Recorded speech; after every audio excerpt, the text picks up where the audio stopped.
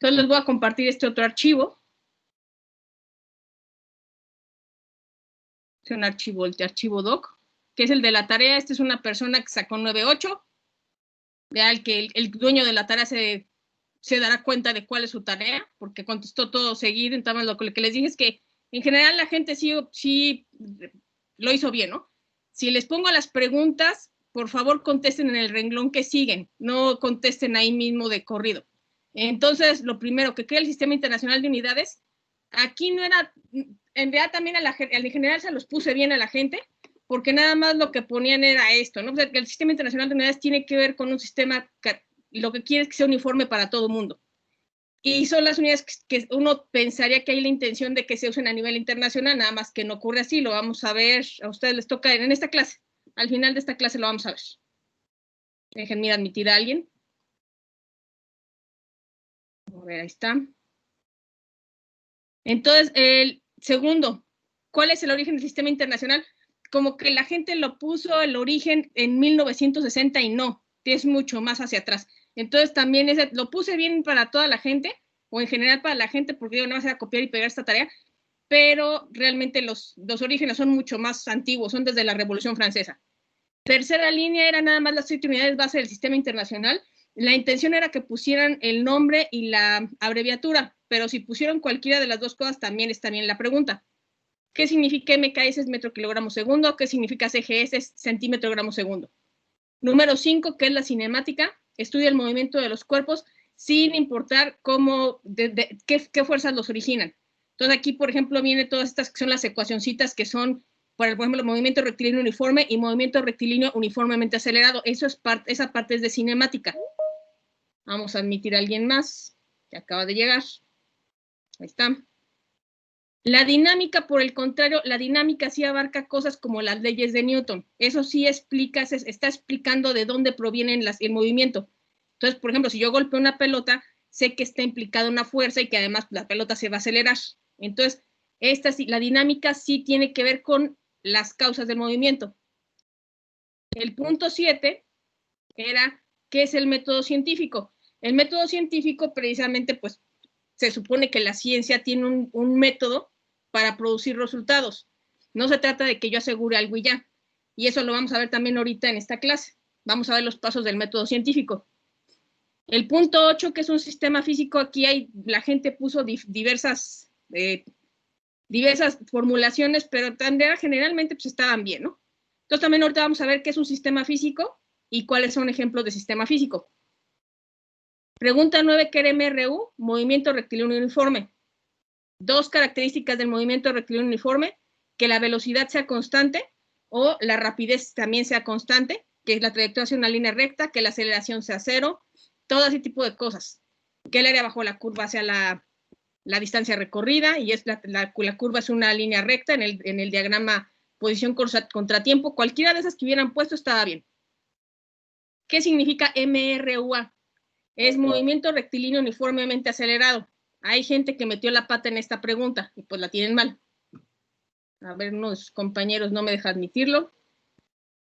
A ver si ya está. La 12, ¿qué es la caída libre? La caída libre significa que hay un cuerpo que se está moviendo únicamente bajo la acción de la fuerza de gravedad. No hay ninguna otra fuerza que esté implicada. Si yo echo una pelota hacia arriba o si la dejo caer, es una caída libre, siempre y cuando yo no tome en cuenta que hay fricción con el aire. La 13 dice esto: el valor de la aceleración debida a la gravedad. Entonces, es cosa de, les digo, conocimiento general. La gente tiene que saber que es 9.8 metros sobre segundo cuadrado en la Tierra y más o menos es de 1.6 metros sobre segundo cuadrado en la Luna. Es mucho menor porque la Tierra es un cuerpo grandotote, con un radio grandotote y una masa grandota, y la Luna es un objeto más pequeñito y con una masa más pequeña. Entonces, los objetos caen más rápido en la Tierra que en la Luna por esa razón, porque la aceleración debida a la gravedad en la Tierra es mucho mayor que la aceleración debida a la gravedad en la Luna. Mientras más grandote y masivo sea un cuerpo, más rápido van a caer los objetos en sus vecindades. El 14, que es un dinamómetro. El dinamómetro es un resortito prácticamente y tiene este tipo de ganchito. Aquí en el ganchito uno cuelga masas y aquí hay una escala. Ahora vamos a hacerlo un poquito más grande. Es un dinamómetro. Aquí hay una escala cuando uno cuelga algo aquí del ganchito, entonces esto se va a mover hacia abajo, y aquí hay una escala que va marcando de cuánto es la fuerza. Y lo que mide el dinamómetro precisamente son fuerzas o aceleración debido a la gravedad por, bueno, pues pesos. El peso es la fuerza con la que la Tierra atrae un objeto. Número 15. Viene 15, 16, 17, creo que son las leyes de Newton. Entonces también las vamos a tener que ver con un poco más de cuidado. Pero es eso. La primera ley de Newton, en resumen, es la ley de la inercia. Ley de la inercia significa que si un objeto está ahí, si un objeto, la suma de todas las fuerzas sobre un objeto es cero, el objeto o bien está sin moverse o se está moviendo en línea recta con velocidad constante, o sea, en un MRU. Esa es la primera ley de Newton. La segunda ley de Newton, la expresión es esta, fuerza igual a masa por aceleración. Entonces, también ustedes lo pusieron de diversas maneras, y era eso, que la fuerza es directamente proporcional a la masa y también es directamente proporcional a la aceleración del cuerpo. La tercera ley de Newton, esto es de acción igual a menos reacción. Aquí lo voy a poner. Acción igual a menos reacción.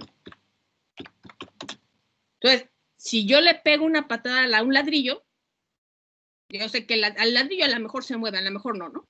Pero también va a haber una fuerza sobre mi pie, que es precisamente, la acción es, yo le pego al ladrillo y es una fuerza que está aplicada sobre el ladrillo, y la reacción es una fuerza que está aplicada sobre mi pie y voy a ver las consecuencias de esa fuerza de reacción porque a lo mejor hasta me rompo un dedo.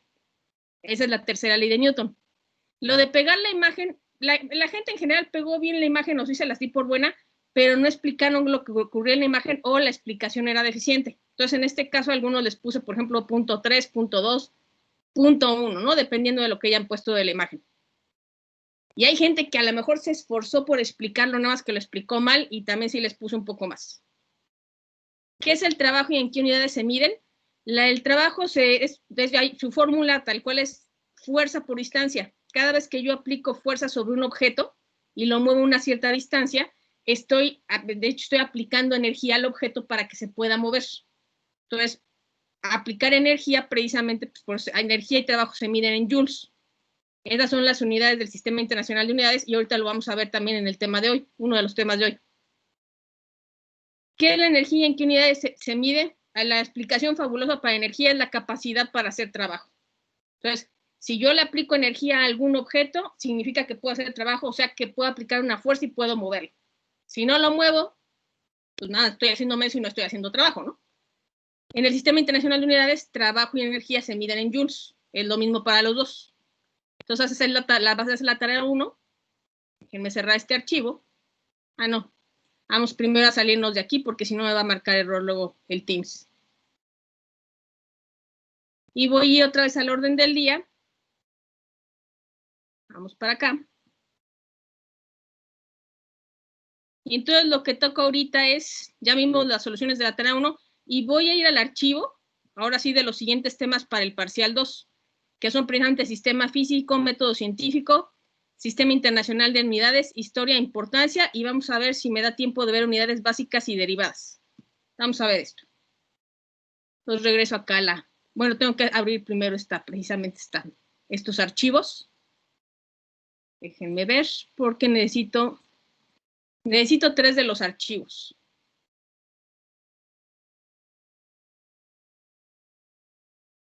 Ahí está. Entonces voy a compartirles el archivo con los temas del parcial 2. Y es este de aquí. Este archivo todavía no está en la plataforma. Lo van a poder ver más al rato. Pero sí, estos temas ya están listos y ya los voy a poder poner. Pues vamos para acá. Y lo primero que vamos a ver esto es de sistema físico.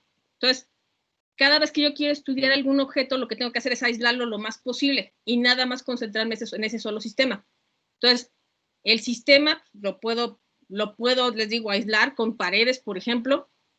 A veces hay paredes que pueden aislar de esfuerzos mecánicos, y si, por ejemplo, es una pared rígida, puede que tenga una pared de lámina, que en ese caso lo que ocurre es que el calor sí puede entrar o salir del sistema, o puede que tenga una pared muy rígida y que no logre pasar el calor. Por ejemplo, cuando tiene un tortillero, el tortillero sí aísla adentro las tortillas las aísla del medio externo, Y en ese caso, todo lo que está por fuera se le llama alrededores.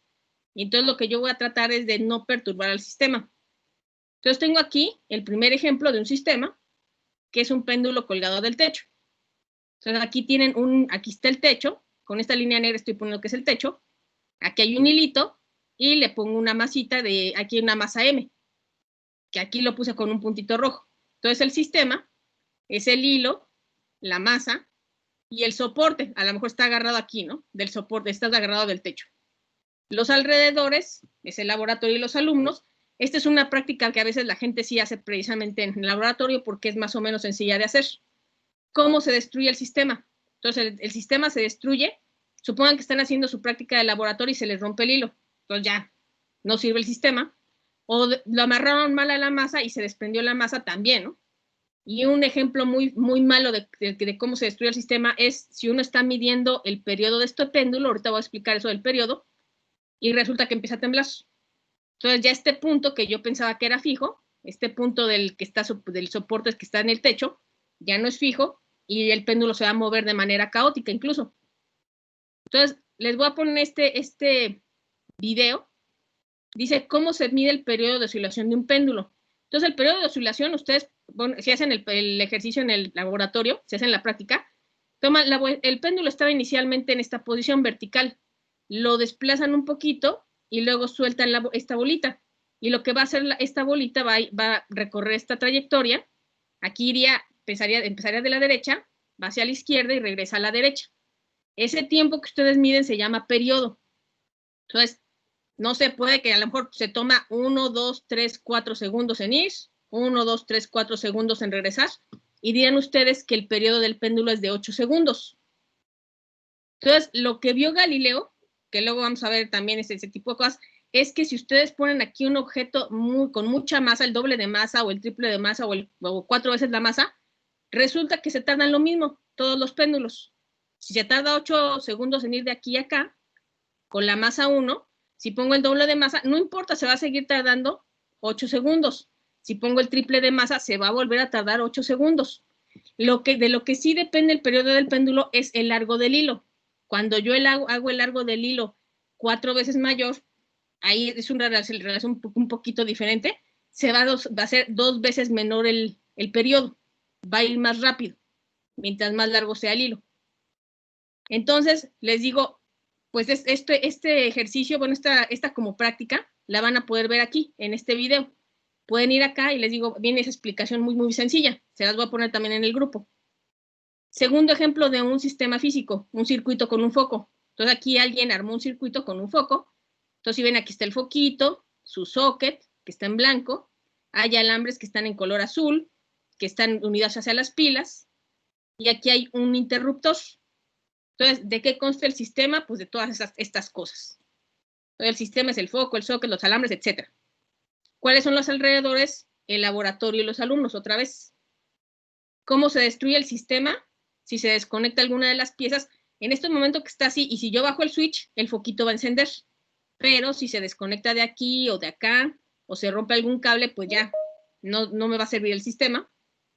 Vamos a alguien que acaba de llegar, o que creo que se salió por error, no sé. Bueno, ahora no se ve nada. Sigo esto de acá porque no, se está tardando mucho el Teams. Bueno, ahí está.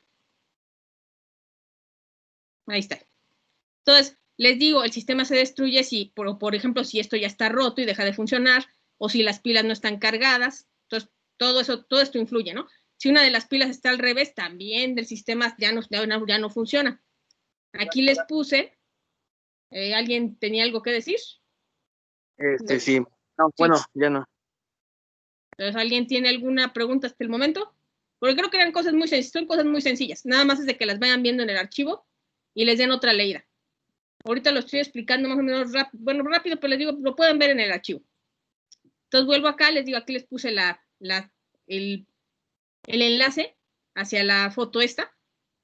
Ahí van a poder ver eso.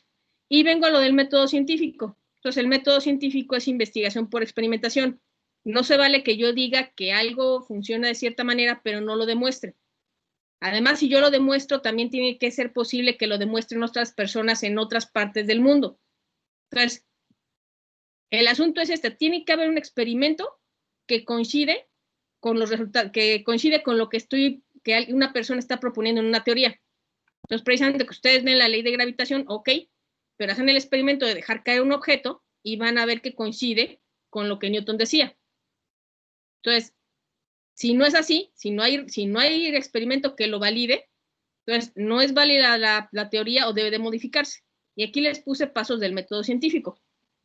Algo que es común, que lo vamos a ver otra vez cuando veamos lo de caída libre, es cuando ustedes dejan caer un objeto.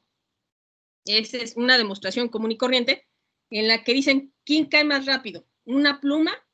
Bueno, una pluma no. Una pluma de ave o un balín. Entonces ustedes van a ver que hacen el experimento y va a caer primero el balín.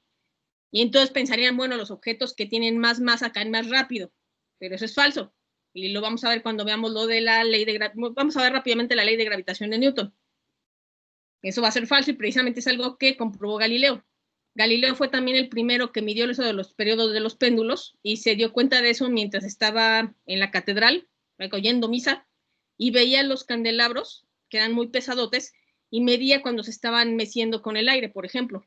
Él fue el primero que se dio cuenta de que el periodo del péndulo depende de la raíz del largo del péndulo, del largo de la cuerda. Entonces voy acá con lo del método científico. Entonces, son varios pasos. Lo primero es que me tengo que hacer una pregunta. Luego tengo que hacer una investigación. Déjenme ponerles un cuadrito. A ver, vamos a poner una forma. A ver si se puede. Ahí está. Y vamos a ponerlo sin relleno, porque si no, no se va a ver. Y esto va a ser en rojo.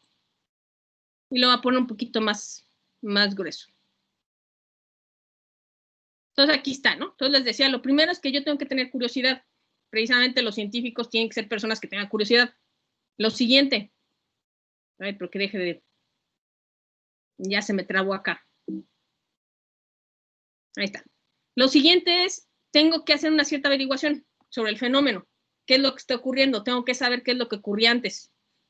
Lo de construir una hipótesis. ¿Cuál es mi posible explicación a lo que está ocurriendo? Y luego, pues poner a prueba eso. Tengo que hacer un experimento. Lo primero, ¿funciona?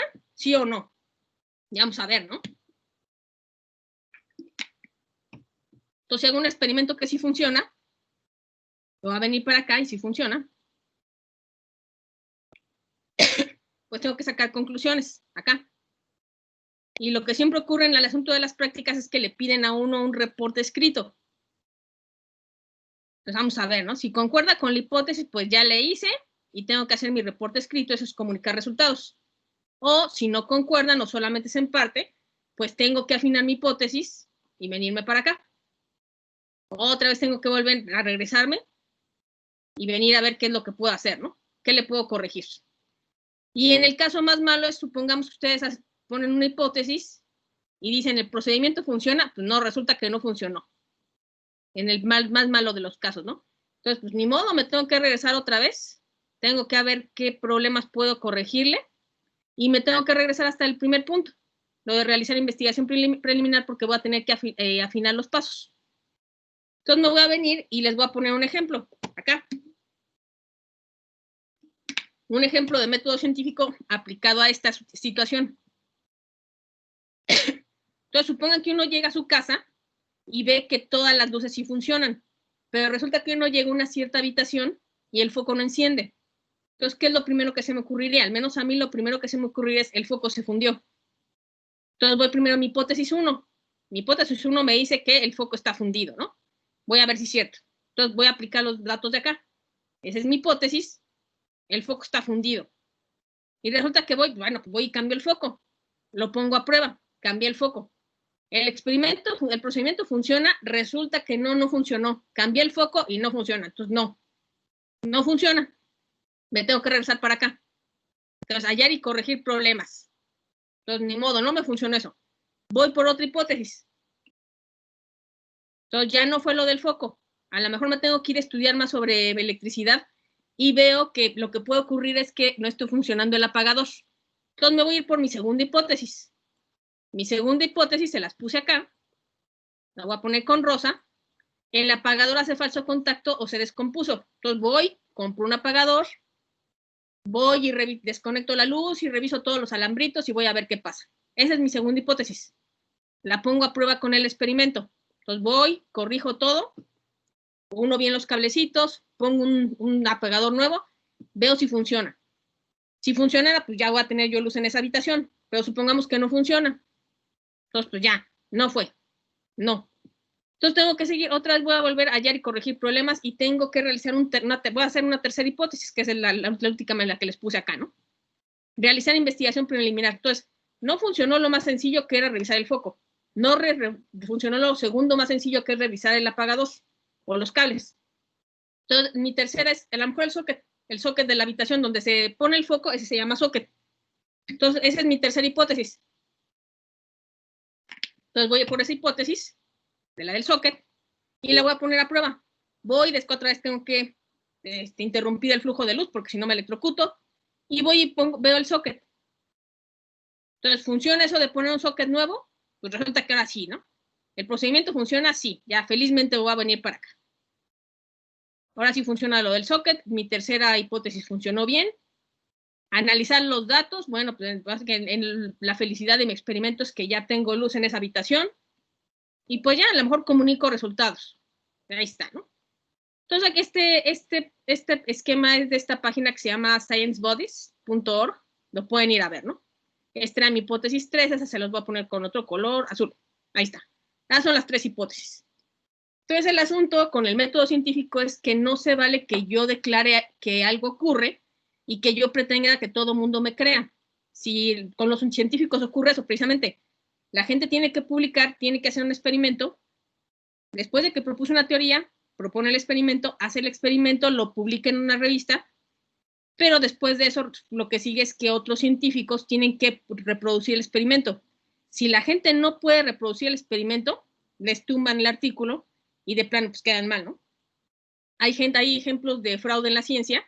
Por ejemplo, hay uno muy famoso de alguien que decía que había encontrado cierto camino para resolver el cáncer, ¿no? Y había hecho un experimento con ratones.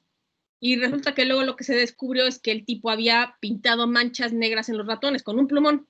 Entonces, ese tipo de fraudes sí existen en la ciencia. Y hay otro tipo de fraudes, por ejemplo, hay unas personas que hacen teoría de cuerdas o teoría de campos y hacen cosas tan complicadas que nadie les puede rebatir que esté mal o no, pero tampoco hay un experimento que demuestre que la teoría de cuerdas esté equivocada o no. Ahorita aparentemente parece que sí, porque ya ha habido experimentos que dicen, sí, ya se mostró la existencia de una partícula que se llama, ustedes habrán escuchado el bosón de Higgins, pero todavía no está muy claro si sí o no. Entonces, es importante presentar el método científico porque es algo que abarca a todo mundo.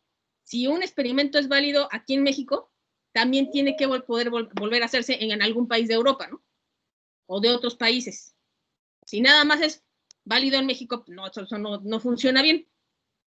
Todo esto fue el método científico. Ahí le dan una leída más.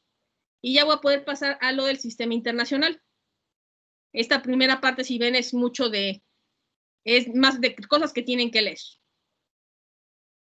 Esto del método científico, que les dije algo de rollo, pues es precisamente, esto viene una pregunta en el examen de opción múltiple. Siempre pongo una pregunta del método científico. Voy al Sistema Internacional de Unidades, que es el tema 14. Entonces les digo que algunos me pusieron en el tarea 1 que el origen está en 1960 y no está en 1960, es desde mucho antes. Entonces, fechas importantes en la historia del sistema internacional, pues es esto. La más importante de donde sale es del inicio de la Revolución Francesa. Entonces, como la gente estaba harta de tener que obedecer, bueno, de por sí la historia siempre ocurre que hay situaciones muy injustas, y ahorita en México pues todavía seguimos viendo situaciones muy injustas, y también en otros países del mundo. Lo que la gente, lo que ocurría es que había una cierta clase de la nobleza que tenía todo el poder, tenía todo el dinero y tenía un montón de gente, a fin de cuentas, semi-esclavizada, haciendo trabajos para ellos. Y una de las cosas que imponían eran las medidas. Alguien también me mencionó la tarea precisamente que incluso también viene desde los egipcios, ¿no? Hay medidas que están impuestas con ciertas proporciones del cuerpo. Si ustedes ven pues, que es una pulgada, pues la pulgada vale 2.54 centímetros, pero es más o menos el ancho del dedo pulgar de un hombre. La yarda es la distancia entre de la cabeza al pulgar extendido. Si ustedes extienden el brazo derecho, es la distancia desde la cabeza hasta el pulgar. Esa es la yarda, pero era para alguien muy específico, para un rey, por ejemplo. El pie, pues, podría ser que en un reino era el pie era la medida del pie de un monarca, pero cuando iban a otro reino, pues era esa otra medida diferente, iba variando. Entonces, de lo que se trataba era de dos cosas: quitarse de encima esa idea de que los reyes eran personas designadas por Dios para reinar sobre todos los demás, y además que las medidas fueran iguales en todos lados. Entonces, por eso viene esto. Les digo, en el inicio de la Revolución Francesa, lo que dicen, pues ya, nos vamos a quitar eso de encima, y ellos implantan casi de inmediato el sistema métrico decimal. Métrico por 10. Hay un metro que se puede dividir en 10 cachitos, y cada cachito pues es una décima parte, que se le llama, ¿cómo se le llama? Un decímetro. Esa es la palabra que yo quería. Entonces, en Francia en particular, en 1840 se implanta el sistema métrico. Si ven las unidades inglesas son un poquito un poco complicadas, ¿no? Porque resulta que en un pie hay 12 pulgadas y luego en una yarda, no me acuerdo cuántos, son 3 pies, creo, ¿no? Entonces está complicado de pronto hacer ciertas conversiones de un lado a otro.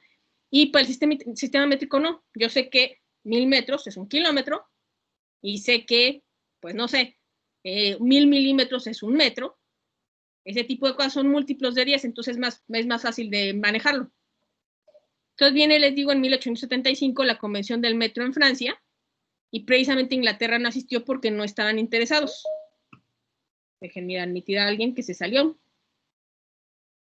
Entonces, si ven, en Inglaterra todavía, ahorita ya tienen, bueno, se acaba de salir de la Unión Europea, pero durante un tiempo sí tuvieran la moneda que fuera común con todos los otros países. Ahorita ya no. Y precisamente también las monedas en Inglaterra son un desastre, ¿no? Porque es un desastre así más o menos complicado. Miden en unidades de 12 o a veces de 24. No es como aquí. Aquí, por ejemplo, yo sé que si tomo 10 monedas de a 10, hago un billete de 100 pesos, ¿no? Me pueden dar un billete de 100 pesos. Si tomo 10 billetes de 100, me pueden dar un billete de 1000. Pero en Inglaterra no. Entonces, si ustedes ven cómo se llevan las monedas en Inglaterra, es un relajo de plano. Hay coronas y hay chelines y hay varios tipos de monedas, pero no son múltiplos de 10. Entonces es complicado a veces. Entonces Inglaterra no asiste porque si a mí no me interesa. Yo sigo con mi sistema inglés y no me importa. Luego viene 1889, donde se establece esta medida para el kilogramo. Es el kilogramo estándar. Y era un cilindro hecho de 90% de platino y 10% de iridio. Ahorita vamos a ver una imagen precisamente de ese cilindro. Luego viene en 1960, que les digo, mucha gente me puso este. Y pues sí, podrían decirme, bueno, es que aquí se reconocen 6 de las 7 unidades básicas, ¿no? O sea, prácticamente nada más faltaba la séptima. Entonces, en 1960, o sea, es muy reciente, si ven, muy, muy reciente, en la 11ª Conferencia General de Pesos y Medidas, ya se instaura el sistema internacional. Y con eso ya tengo todas estas unidades: la de longitud, que es el metro; la de masa, que es el kilogramo; la de tiempo, que es el segundo; la de corriente, que es el ampere; la de temperatura, que es el Kelvin; y la de intensidad luminosa, que es la candela. Vamos a ir a recibir a alguien porque alguien se salió. Ahí está. Y luego, un poco después, se añade la séptima unidad básica, que es el mol. Y luego en 2018 vino una redefinición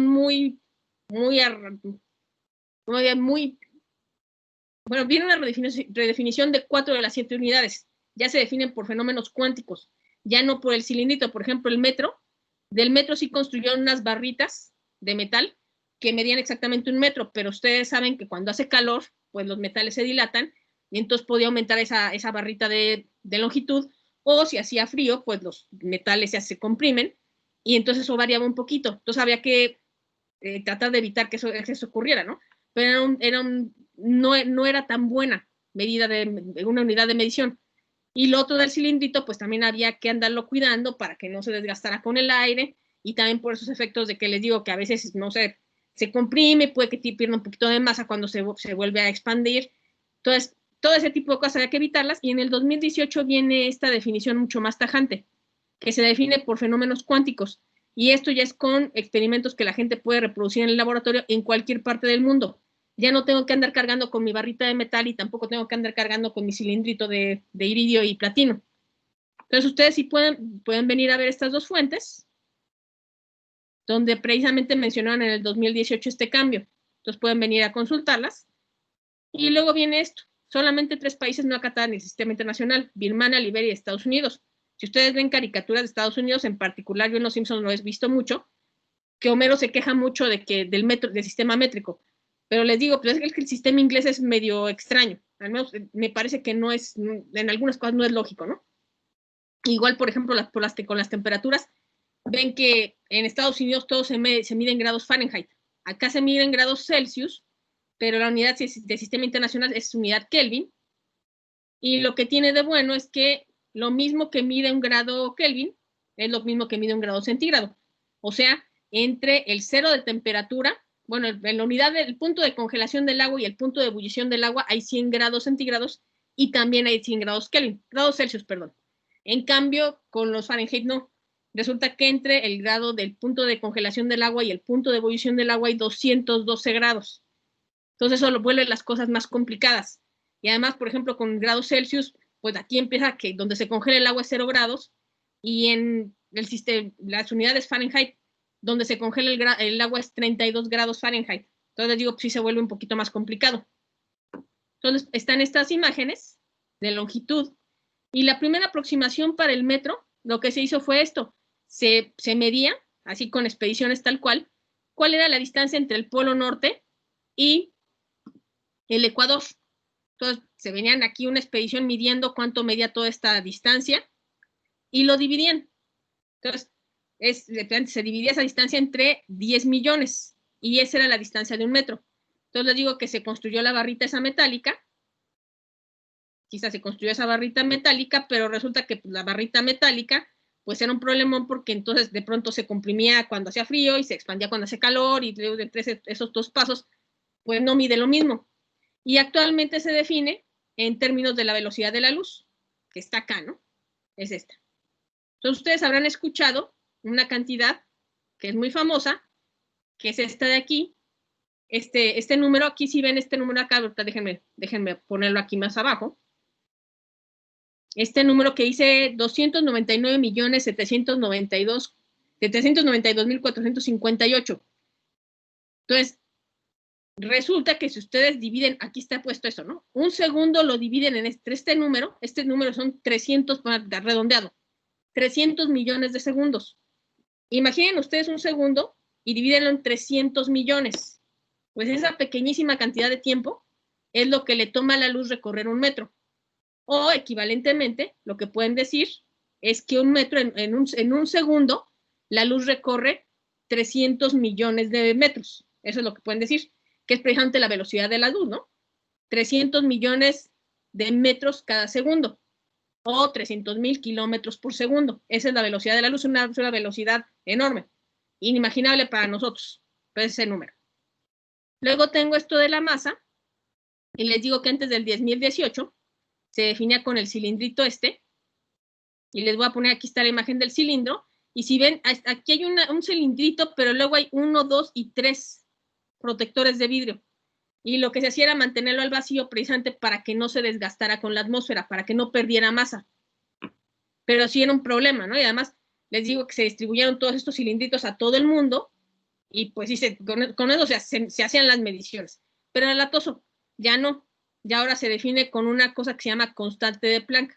Entonces ya no hacen falta los cilindritos, sino que cada persona en el laboratorio puede medir la constante de Planck, y con eso obtiene la masa patrón que es 1 kilogramo.